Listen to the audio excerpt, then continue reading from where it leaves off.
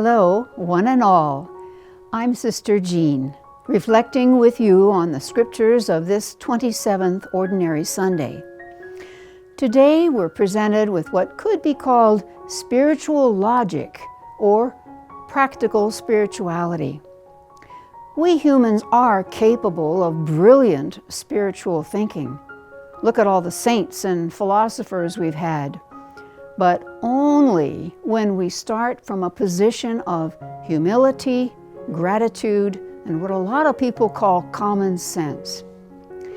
The shortest road to wisdom is the first one, humility. The excerpt from the Book of Wisdom today tells us that God knows way more than we do. Who can know God's counsel, or who can conceive what the Lord intends? God knows better than we ever will what is the wise thing to do in any given situation.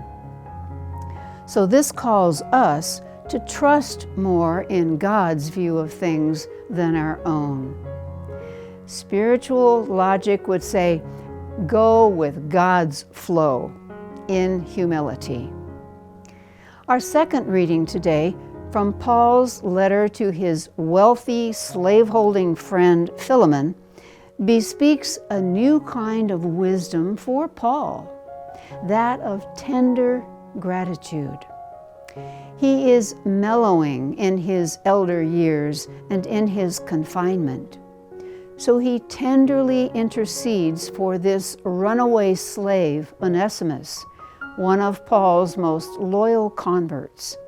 He says to Phil, Onesimus was away from you for a while, that you might have him back forever, no longer as a slave, but more than a slave, a brother, beloved especially to me, but even more so to you as a person and in the Lord.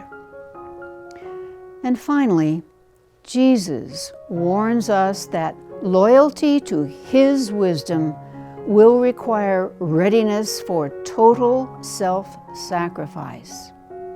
His spiritual logic says that following Him will ask for full acceptance that one's life is not one's own, but rather is subject to the law of faithful love, no matter how high the cost. Any of you who do not renounce all your possessions cannot be my disciple.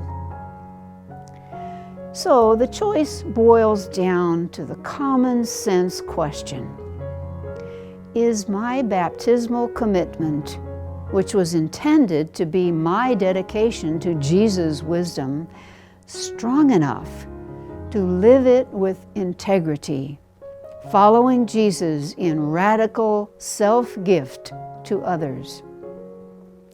Dear God, I want to trust completely in your wisdom and your love, to live up to my claim of being your follower.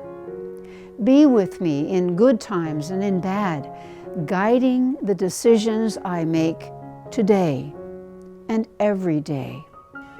Amen. Let it be.